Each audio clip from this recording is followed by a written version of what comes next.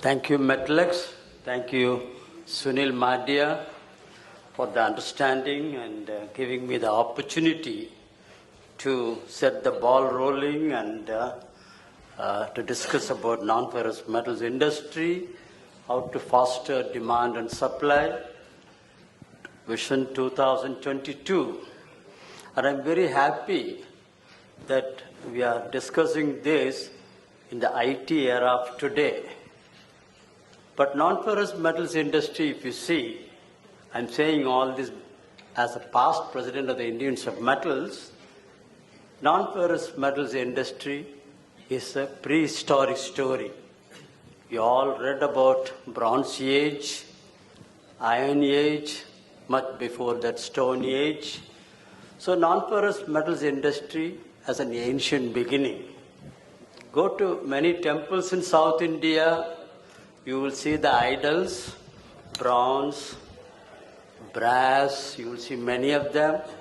Go to many forts in India, historic forts, Tipu Sultan or many other forts, you will see bronze guns and barrels and all those things. So non-ferrous metals industry had a very ancient beginning. Forefathers and many others used them. It was nothing new, not born yesterday or not born today. But talking about non-ferrous metals industry, its potential, you heard from many speakers, Professor Murthy, from Hindalco, from me, and Puneet Paliwal from Ordnance Factory. The market potential for non-ferrous metals industry in India is huge and unexploited. We haven't even scratched the surface. We have to unleash the opportunities. There is tremendous hidden market there. Unfortunately, this has not been done for a long time, and we have been only so far, if I may put it in nice words, we have been only producing and selling and meeting the customer needs. That's all we were doing.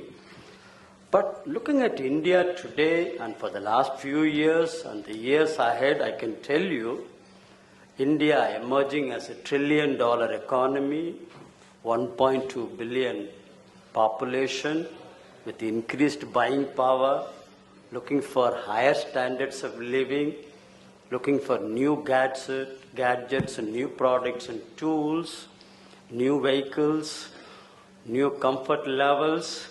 It's a huge opportunity for metals, both steel and non-ferrous metals. So there is no denying the fact, though no underestimating the demand for non-ferrous metals. It's a huge opportunity. That being the story, what led to the very poor story during the last few years? Because there has been a sluggish demand in all activities, in construction, in infrastructure, in telecom, in power, in highways, for a variety of reasons. In power, you knew a lot of stories. We had coal, mining, Supreme Court cases, many things happened. In telecom, 2G scam, and not many things were being auctioned, spectrum, etc. Highways, less priority. So many things happened, political, legal, etc. But I think there will be a lot of cleaning up in the coming years. And once this is done, things will be very favorable and things will kickstart. But more important, how to foster the demand and supply, investments have to start flowing. Whatever promised investments in the Indian Infrastructure Report, Planning Commission, the Union Budget, whatever we commit, that money should start flowing, whether it is from government funding, institutional funding, funding from international agencies, funding from FDI, funding from foreign institutional investors. These have to start flowing.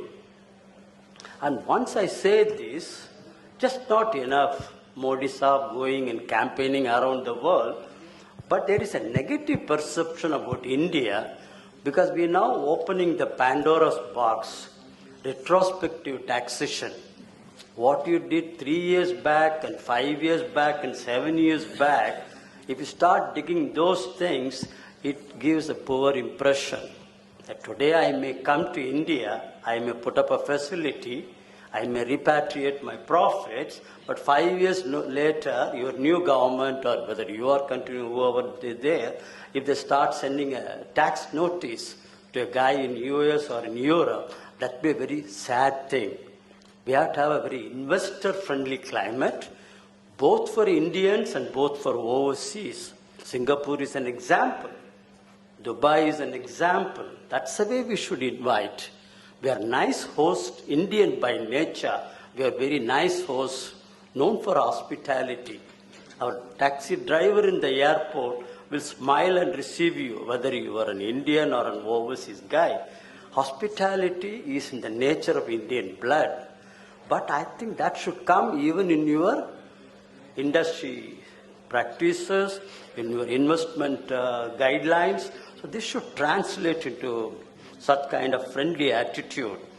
So first and foremost thing, markets huge, investments have to start flowing. Money is a shortage here now. For infrastructure, you need huge funds. But you know, the finance minister is grappling with a deficit budget, expenditure increasing, income being much lower. They are also exploring the possibility. And India is not a poor nation. You are the world's largest importer and consumer of gold. Black money, I don't want to talk too much about that. So resources, there's not a constraint, but things are not coming out. So the investments possibility is there, and we have to address that issue.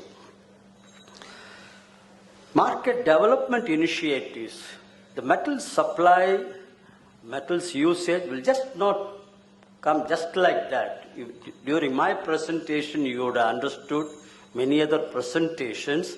The consumer awareness has to increase. What metals to use where, and what are the advantages? Just not the cost they are looking at. What are the features? What is the life cycle that I'm going to get out of it? What is the unique feature about the product? So customer, whether it's an individual or an institutional consumer, they look for many more information. Recyclability, they want to know. Today, if you buy a battery, along with the lead battery, you will get a small warranty card or a guarantee card. There will be mentioning this battery has to be recycled. There is a recycling logo. So he knows what to do with that product. It's just not that he gives the battery and he gets a few ₹100. More than that, he knows this battery will be recycled and it will come back to the system.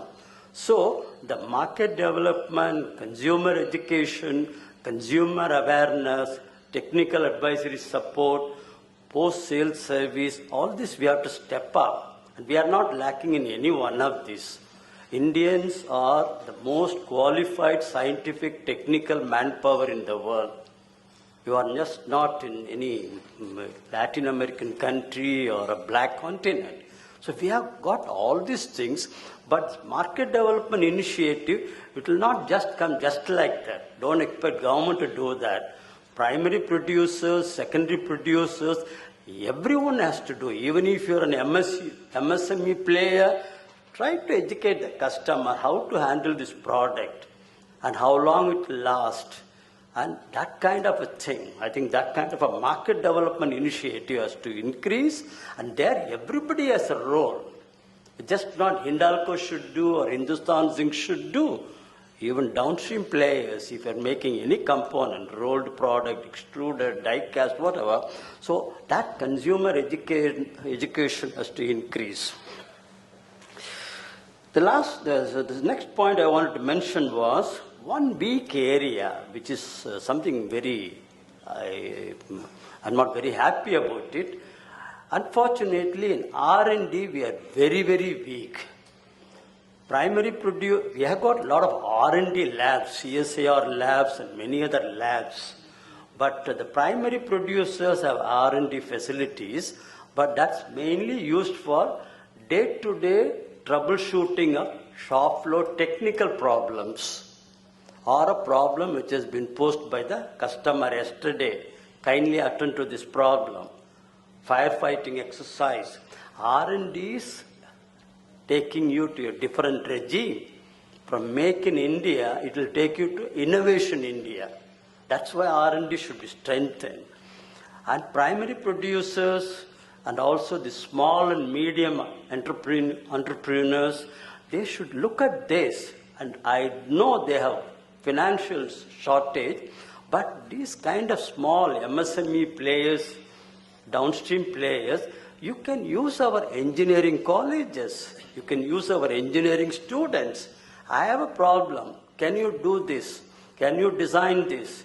Can you suggest remedies? Can you overcome this? IITs are there, NITs are there, private engineering colleges are there. We have to train our youngsters. Skill India. The skill shortage is going to be huge. Our sons and daughters want to become IT engineers, but we have shortage in many other disciplines. Mechanical engineering, civil engineering, everywhere we have shortage. You have got shortage in India for engineers? So we have to train those people. Unless we pose our shop floor problems, casting or rejection or whatever, then only they will learn. That's how China became, that's how others came. So the engineering colleges are there, consulting is available, and those people, let me tell you, colleges, doctors are busy with their exams and coaching and guidance for PhD. They are all the time busy, and I'm interacting with them. I interact with Ordnance Factory Board and many other places, and they all say, industry does not come to us with problems. Please don't expect them to come to you. Do you have any problems for me to solve? So if you have, whether it is VJTI or College of Engineering Pune, just toss the problem and tell them this is the time and I'll give you some money. They don't expect big money like consultants.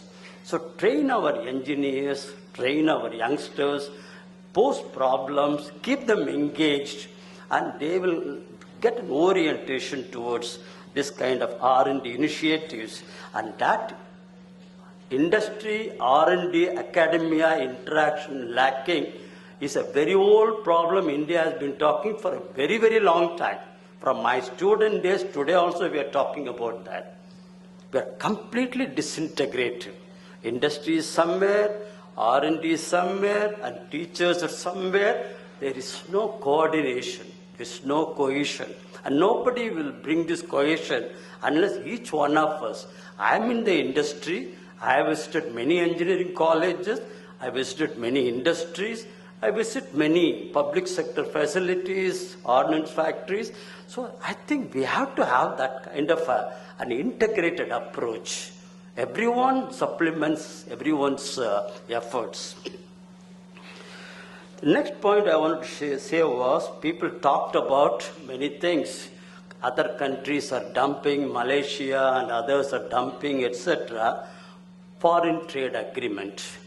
Now, India has been very liberally signing FTAs with many countries, with Australia, with the European Union, with South Korea, etc.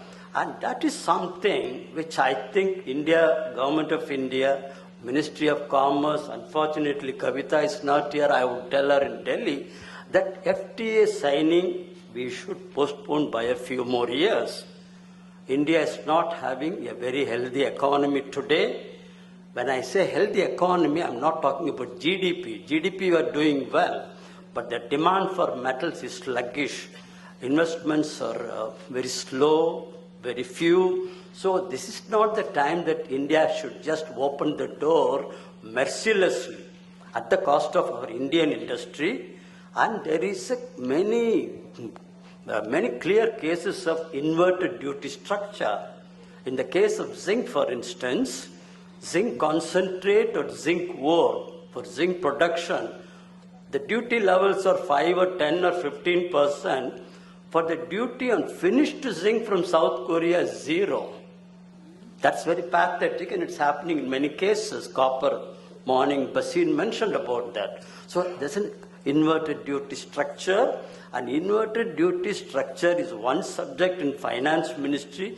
They will immediately agree. Yes, this is something we have to address. So, but unfortunately, maybe the world pressure, WTO pressure or whatever pressure, the government of India has been signing FTA, etc. This should be postponed by a few more years, and ILSDA has already returned to the Ministry of Commerce, Ministry of Mines, etc. that FTA signing should be deferred by a few more years, or let those countries import finished products at the normal, regular duty levels. At least a level playing field should be there, but not put Indian industry at a disadvantage. When the patient is suffering, don't add more injury to him. That's exactly that's happened. So FTA signing should have been postponed by a few more years. I may have many more points, but rather than making many more points, I would like to make a few very relevant, very strong points. And with these words, I want to thank Metlex and thank Sunil, thank Surendra Bhai for the opportunity. Thank you.